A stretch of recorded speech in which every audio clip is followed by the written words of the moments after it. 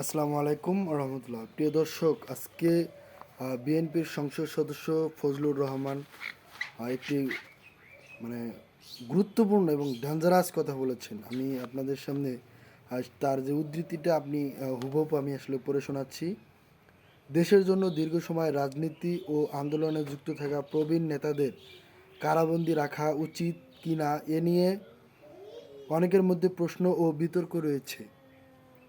বিশেষ করে রাশেদ খান মেননের মতো একজন মুক্তিযোদ্ধা ও বর্ষিয়ান রাজনীতিবিদ যে ৮৫ থেকে ৮৭ বছর বয়সে জেলে থাকতে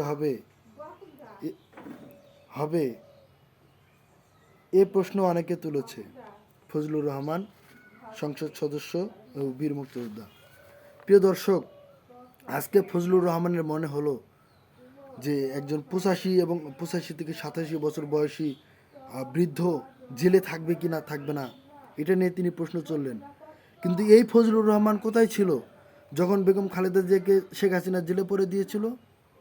এই ফজলুর রহমান কোথায় ছিল যখন জামাতের বয়োজ্যেষ্ঠ ব্যক্তিগুলা যারা নির্দোষ নিরপরাধ তাদেরকে বিনা অপরাধে কারাগারে বন্দি করে রেখেছিল খুনি হাসিনা, তাদেরকে ফাঁসির কাস্টে ঝুলিয়েছে? আজকে এই ফজলুর রহমান সেদিন কোথায় ছিল? আজকে গোলাম আজম, মতিউর রহমান নিজামী, আল্লামা দেলোয়ার হোসেন সাইদি, সালাউদ্দিন কাদের চৌধুরী, এই সমস্ত বয়োজ্যেষ্ঠ ব্যক্তিদের যারা নির্মমভাবে নির্বিচারে ফাঁসি দিয়েছে, সেই আওয়ামী লীগের দোসরদের প্রতি আজকে ফজলুর রহমানের দরদ উতলে ওঠে। আজকে ফজলুর রহমান কোথায় ছিল সেদিন? বিনা বিচারে বিনা দোষে ফাঁসির কাস্টে যখন তাদেরকে ঝুলানো হয়েছিল। এটিএম আজহারুল ইসলামের মতো একজন বয়োজ্যেষ্ঠ ব্যক্তিকে ফাঁসির রায় দেওয়া হয়েছিল, যদিও আল্লাহর ইশারায় তিনি এখন জাতীয় সংসদে। এই ফজলুর রহমানরা হলো আওয়ামী লীগের দোসর, স্পষ্ট দোসর। তারা আওয়ামী লীগকে নর্মালাইজ করতে চায়, তারা আওয়ামী লীগের রাজনীতিকে আবার প্রাসঙ্গিক করতে চায়। প্রিয় দর্শক, এটা খুবই অ্যালার্মিং।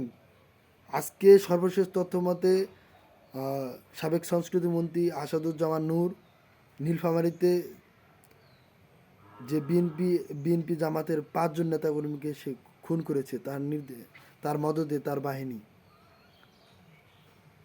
অসংখ্য মানুষকে সে জেলে ভরেছে, বিনা দোষে কারাভোগ করিয়েছে। সে আসাদুজ্জামান নূরের মতো একজন কুখ্যাত সন্ত্রাসী সে আজকে জামিনে মুক্ত পাবে, এরকমটাই নিউজ আমরা শুনলাম। প্রিয় দর্শক, চারিদিকে আওয়ামী লীগের অফিস খুলে দেওয়া হচ্ছে, আওয়ামী লীগের নেতাদের পুনর্বাসন করা হচ্ছে। আমরা কিছুদিন আগে যে বিএনপি সংরক্ষিত নারী আসন ঘোষণা করলো ৩৭ জন এমপি, তার মধ্যে ২ জন আওয়ামী লীগের। একজন তো আওয়ামী লীগের গোপালগঞ্জ জেলার কাশিয়ানী উপজেলার ত্রাণ ও পরিবেশ বিষয়ক সম্পাদক। আওয়ামী লীগের একজন পোস্টেড নেতাকে নেত্রীকে তারা আসলে নমিনেশন দিয়ে সংসদে পাঠাচ্ছে। এটা আওয়ামী লীগের প্রতি কি কমিটমেন্ট? আওয়ামী লীগের প্রতি কি দায়বদ্ধতা? এই দায়বদ্ধতা থেকে কি বিএনপি আজকে এই কাজগুলো করতেছে, এই কার্যক্রমগুলো করতেছে? প্রিয় দর্শক, আজকে আমাদের দুঃখ লাগে, আজকে বিএনপির একজন সংসদ সদস্য তিনি যখন এই কথা বলে, রাশেদ খান মেনন, হাসানুল হক, এরা কি করেছে আমরা জানি না। এরা দিনের পর দিন বিরোধী দলকে, বিরোধী মতকে দমন করার জন্য বয়ান উৎপাদন করেছে। প্রিয় দর্শক, আজকে তাদের জন্যই দরদ উতলে পড়তেছে ফজলুর রহমানের মতো ব্যক্তিদের। আজকে ফজলুর রহমান দাবি করে আমি মুক্তিযোদ্ধা, আমি একাই ১৭০ জন আর্মিকে আমি মেরে ফেলেছি, আমি একাই ব্যারাক উড়িয়ে দিয়েছি, এই করছি সেই করছি। এগুলো সব তার চাপাবাজি, ধাপ্পাবাজি। আসলে বিএনপি আজকে ফজলুর রহমান যে কথাটা বলল, এই কথার দায় কি বিএনপি নিবে? যদি না নেয়, তার পক্ষ থেকে, বিএনপির পক্ষ থেকে আমরা অফিসিয়াল স্টেটমেন্ট চাই। আপনারা অফিসিয়াল স্টেটমেন্ট দেন যে ফজলুর রহমানের এই কথার সাথে আমরা একমত না, এটা তার একান্ত ব্যক্তিগত মতামত। আর যদি আপনারা এরকম স্টেটমেন্ট না দেন, বিবৃতি না দেন, তাহলে বুঝে নেব ফজলুর রহমানের কথাই আপনাদের কথা। আপনারা যে কথা নিজেরা মুখে বলতে পারছেন না, সেই কথাটা ফজলুলকে দিয়ে বলাচ্ছেন। আপনারা যে কথা মুখে বলতে পারতেছেন না, সেই কথা আমতারেককে দিয়ে বলাচ্ছেন। এই কথাগুলোর দায় আপনাদের নিতে হবে। আপনারা যদি এই কথা স্পষ্ট ব্যাখ্যা না দেন, আপনাদের এই কথাগুলোর দায় নিতে হবে। এই কথাগুলো রেকর্ডেড, অন রেকর্ড হয়ে থাকবে। আপনারা কি জবাব দিবেন? আজকে 1400 শহীদ, তাদের পূর্ণাঙ্গ তালিকা করা হয়নি। জুলাই সনদ বাস্তবায়ন হচ্ছে না, গণভোটের রায় বাস্তবায়ন হচ্ছে না।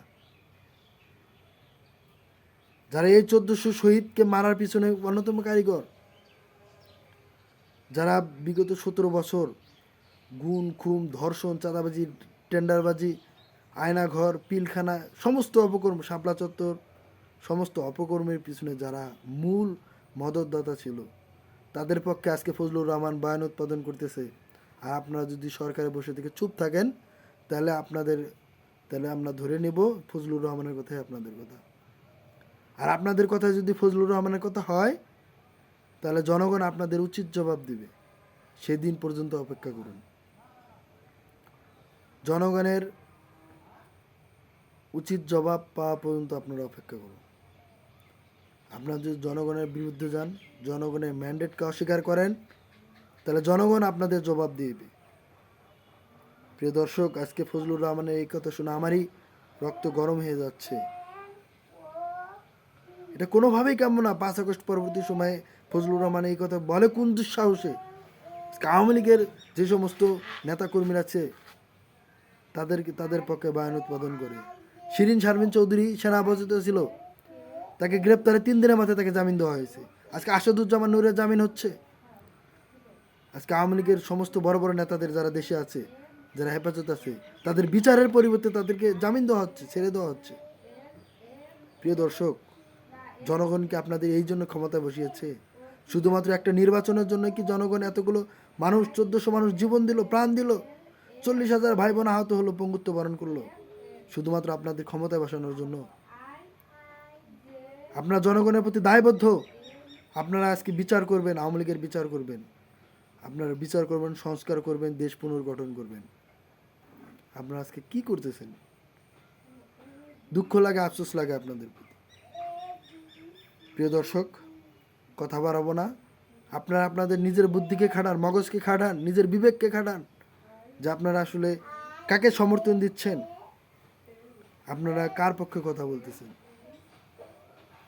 আজকে বিএনপির কর্মকাণ্ডগুলো আপনারা পর্যালোচনা করুন, করে ইনশাল্লাহ আগামী নির্বাচনে, আগামী দিনে বিএনপিকে আপনারা বয়কট করবেন। আর যদি বিএনপি জনগণের কথা বুঝে, জনগণের ম্যান্ডেটকে মেনে চলে, জনগণের যে প্রত্যাশিত বাংলাদেশ, সেই প্রত্যাশিত বাংলাদেশ পুনর্গঠনে ভূমিকা রাখে, তাহলে আমি নিজে বিএনপিকে সাপোর্ট করব, বিএনপিকে প্রশংসা করে আমি ভিডিও বানাবো। ধন্যবাদ, ভালো থাকবেন। আসসালামু আলাইকুম ওয়া রাহমাতুল্লাহ।